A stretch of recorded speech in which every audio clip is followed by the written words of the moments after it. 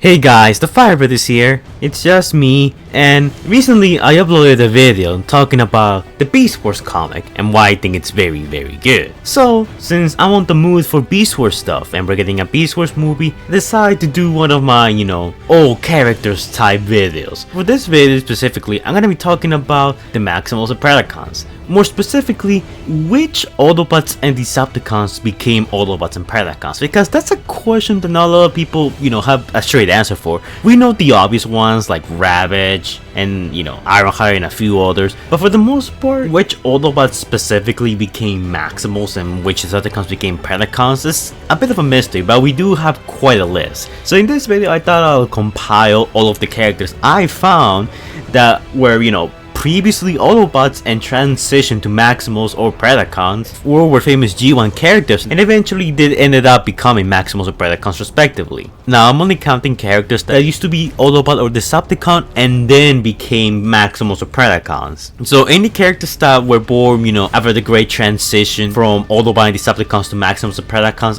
won't be counted, with some exceptions. If someone was born as a Maximal like Optimus Primal, Air Racer and all of those guys, they won't be added on this list. We're primarily looking for which characters started out as Autobots and Decepticons and then became Maximals and Predacons. So now that we're all set, let's begin with this video.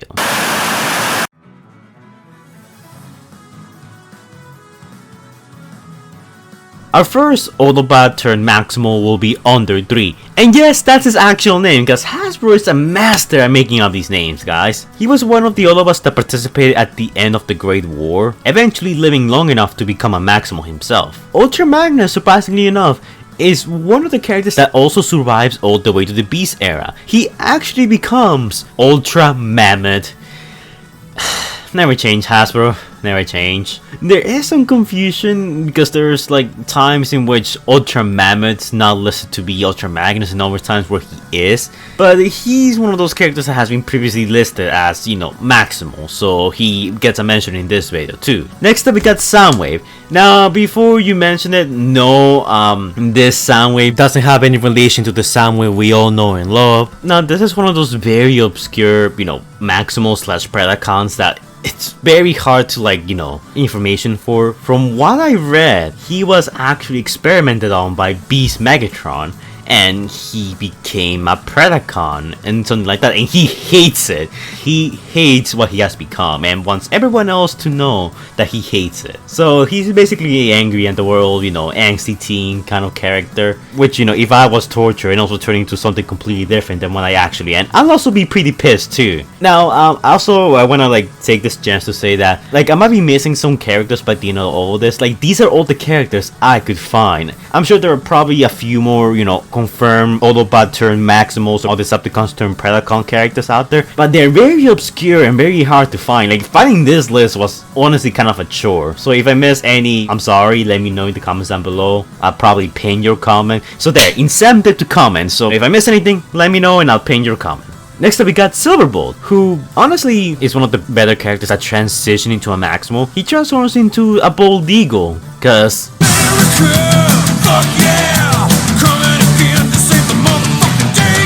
Yeah. I'll talk a little bit more about him in a little bit, cause you'll see why. Next up we got Prowl number 2. Now, I'm kind of cheating a little, but the story behind Prowl 2 is that he's the original Prowl, but at the same time not really. Because he was basically rebuilt using Prowl's parts. It is stated that he has some memories of his past life as, the original G1 Prowl, but in a way he's also not exactly the same person. It's a bit weird. It's kind of like a Galvatron from Age of Extinction situation all over again. But since this guy was made using the powers of the original, I still decided to add him on this list. And the guy says that he has some memories of his previous life and stuff. For all intents and purposes, this isn't a G1 Prowl transition to a Beast Wars era Maximal. And if I don't count him, people are gonna get mad out of the way, so there's no winning with you guys. Next up we got Magnaboss. Now Magnaboss in itself is not entirely, a G1 character that was an Autobot. He's actually a combiner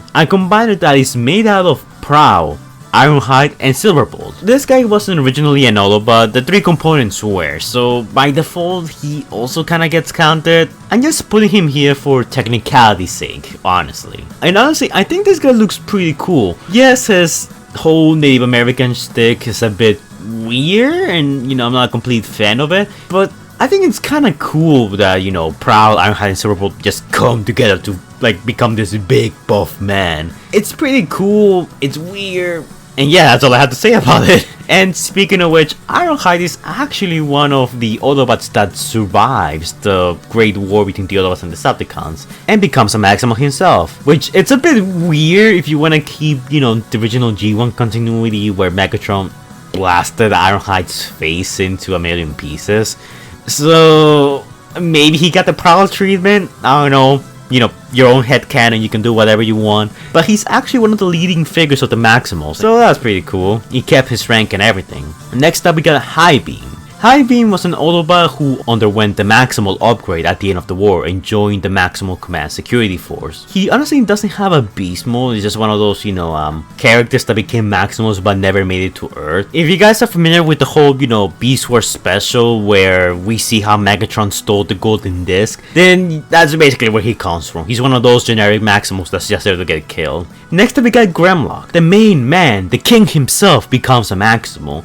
And he appears in Kingdom, and I know a lot of you guys are gonna be more familiar with him because he's one of those Maximals that, you know, kind of got the spotlight in Kingdom. I'm not a fan of how Grimlock goes from this big buff T-Rex to this more skinny Raptor T-Rex. I know that the whole reason why Grimlock's here is because, you know, Hasbro likes doing recolors and stuff, but I mean, I don't hate this design. I think it's pretty cool. Like, there's something going on here. I know it's just a recolor of Dinobot, but I still think it's pretty cool. My problem is that it doesn't quite feel Grimlock enough. In a way, I guess it kind of matches with the lore, because the Maximals and Predacons are supposed to be more energy efficient than the Autobots and Decepticons. But at the same time, I'm like, yeah, he lost a little, like, what made him cool and iconic.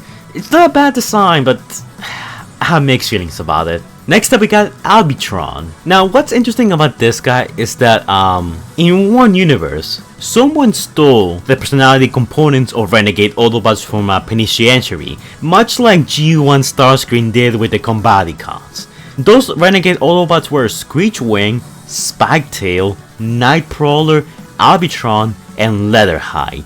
So the 5 formed the Combaticons. No, not the Combaticons, the Combaticons. And they could merge to form Toxitron. Which in a way, all of these guys used to be former Autobots and now they're like Maximals in a way, they get the upgrade. So I'm also counting them on this list because, I mean, come on. They were basically revived, allied G1 Combaticon style into new Maximal bodies, so therefore they count in my opinion. And also, the person who revived them, I was keeping it secret just to see if you guys could figure it out. It was Armada Starscream.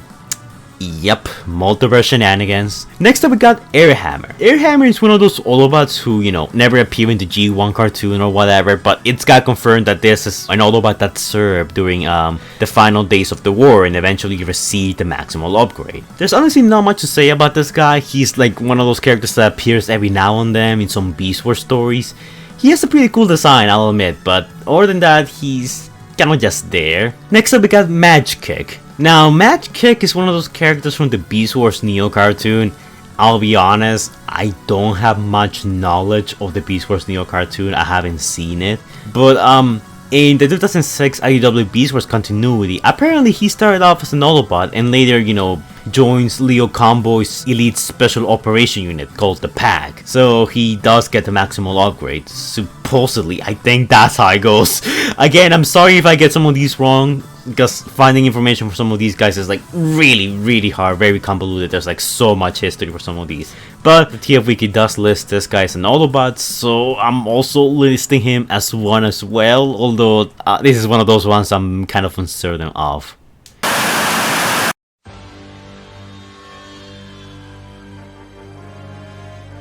Next up we got Bugbite 2. Now, much like Prowl, the original Bugbite was destroyed and his parts were used to form this new Bugbite. Again, it may be cheating for some of you guys, but honestly I count this. If you're using the same parts of the original to form a new character, I still think that counts. For all intents and purposes, this is what if Bugbite became a Predacon. So I'm also counting this one. Honestly, that color scheme fits the Waspinator remote surprisingly well. I hope we do get a Kingdom Bugbite, that would be pretty cool. Actually, that could be a good way as to how Bugbite survives in the show. He lands on Earth and the Predacons find him and they upgrade him into Bugbite. Easy story justification for getting a Predacon Bugbite. Hasbro, make it happen. Next up we got Bossa. Now, much like Optimus Primal said on the Beast Wars show, after the Great War, some Decepticons were given amnesty.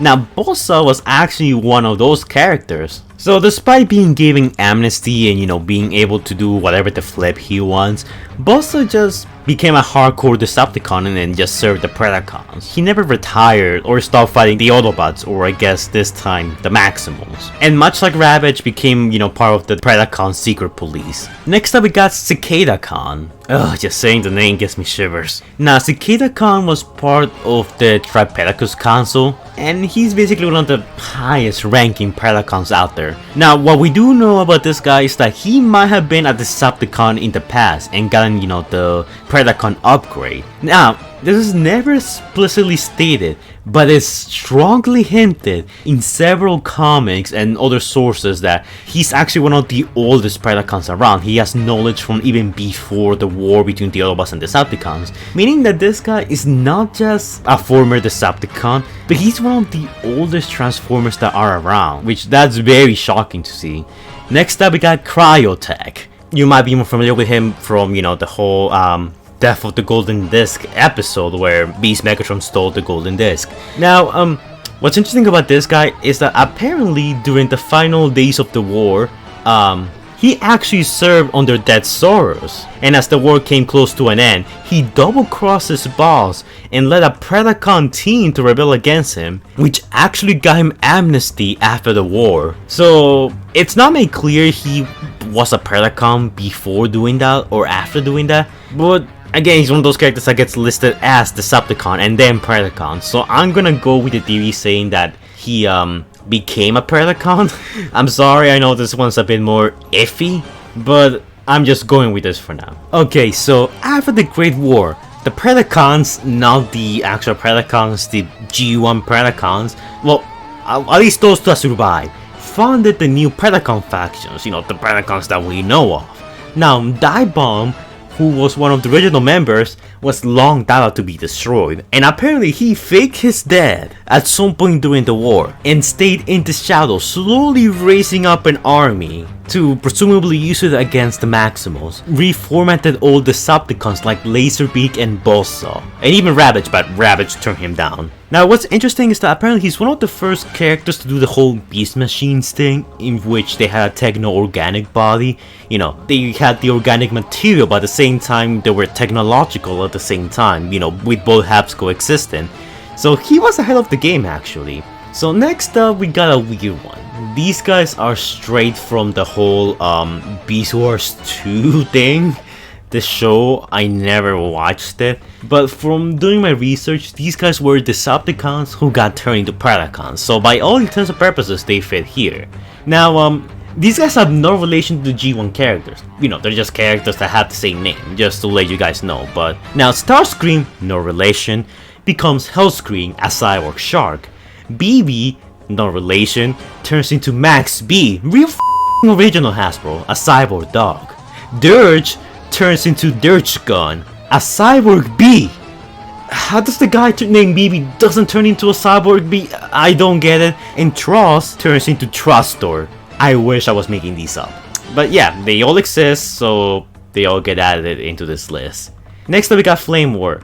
Now, Flame War was one of those OG Decepticons that apparently survived all the way to the Beast era. She worked primarily for the Tripedacus Council as an agent, much like Ravage, and did, the occasional jobs for them. The thing really interesting about her is that she's a hardcore Decepticon and kind of rejects the whole, transition to Predacon thing, which is kind of interesting, but again, this detail depends on the continuity you watch. She even cosplayed as Megatron once, which, okay. Next up we got Headstrong. Now Headstrong was one of the original Predacons from G1.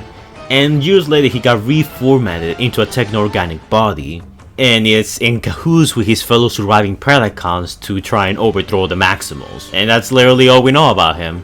I had mentioned him before, but Laserbeak was also one of those Decepticons that was given amnesty and became one of, the Decepticons Council's special agents that did the occasional dirty jobs for them. What's interesting is that apparently during the time where Megatron stole the Golden Disc, Laserbeak and Buzzsaw were actually ordered to ensure that Megatron reached his destination. They were actually supposed to intercept the Axelon, which they did. But eventually the Axelon does end up, catching up with the Predacons, so oops. Next up we got Rampage. No, not that Rampage. I'm talking about the Predacon Rampage, who much like the other Predacons, received a techno-organic body and began plotting the revenge against the Maximals. And that's literally all we know about him. I find it very interesting how the original Predacons, despite having such a big role in the founding of the Predacons from the future, we know surprisingly little of them, and don't even do much or contribute that much. Now here's an obvious one, Ravage. Now, Ravage appears in the original, Beast Wars cartoon. He's one of those Decepticons that was given amnesty. He has a Russian accent and says this banger of a line. Decepticons forever! Now, he does end up dying in the show, but actually, in the comics, he comes back and looks like Transmetal 2 Cheetor. I won't spoil much about what happens in the comic because I think it's kind of fun, though the comics here are not canon, even though there's some really cool stuff there. But long story short, he keeps up the fight for, the Decepticons. Next up we got Razorclaw. Now we actually do know a bit more about him, however, unlike his Predacon teammates. Now, apparently after the final crushing defeat of the Decepticons at the end of the Great War, Razorclaw rejected this outcome. He was like, no, we are not losing here. And he initiated the new creation of the Predacons. The Beast Predacons. I'm just gonna call them the Beast Predacons from now on. And he waged war single-handedly, him and his small faction, against the Autobots. Surprisingly enough, he actually came close to winning. His small little faction almost destroyed the Autobots. He would have won if he wasn't double-crossed and assassinated by the Decepticons Council. And hundreds of stellar cycles a year later, after the Great Transformation, Razorclaw returned somehow alive and in command of a new Predacon army. Somehow he survived being assassinated, or maybe the Decepticons Council faked his death, which I'm guessing that's a bit more likely, since we know that the Decepticons Council is less about, trying to destroy their enemies by brute force, and more like, let's be slow and methodical and ensure our victory in the long run, which is something that they will do.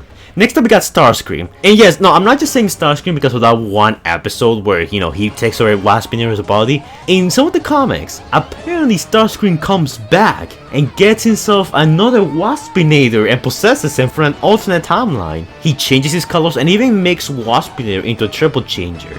So he basically comes back, causes trouble here and there, and his story kind of just briefly ends because a lot of the Beast Wars stories were kind of left open-ended or never received a conclusion. So unfortunately, Beast Wars Starscream is one of those characters that we just don't have much information on, which is kind of sad.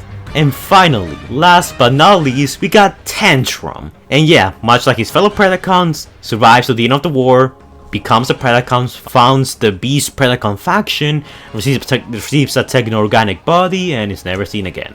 Yep, pretty much just like that. And yeah guys, those are all the Autobots and Decepticons who transition from Autobots and Decepticons to Maximals and Predacons. Unfortunately, I couldn't find many more of these characters like Bumblebee, RC, or a few others. Unfortunately, never made it into the Beast era. Some of them died, like, Wheeljack and a few others, which, we saw them die in the G1 cartoon or just died at some point during that time gap. But for the most part, there doesn't seem to be that many OG, G1 characters from the G1 era in the Beast era. Which is kind of sad, but I think it's just because, there just hasn't been enough stories where some of those guys were added. And a large portion of these guys are random Autobot and Decepticon soldiers that just so happen to, live through the Beast era. Which, it's alright, but I'm a bit disappointed as well. Which, it's all well and good, but I kind of wanted to see some more of the OG cast and not just these guys having their names that have no relation to them. Silverbolt, I'm looking at you. But yeah guys, that's it for this video. Hopefully you'll enjoy, you learn something new about these characters, because I know this is a topic that I don't think has been covered at all here on YouTube, so I could very well be one of the first Transformers YouTubers that talks about this topic specifically. I'm in the mood for Beast Wars, so expect some more Beast Wars content from me. If you haven't checked my previous video talking about the Beast Wars comic, which you really should check out that comic because it's very good. And there's also a little something in that video for you guys who might be a bit more on the gaming side, just saying. So yeah, like, comment, and subscribe. And I will see you guys in the next video. Stay safe guys, and remember...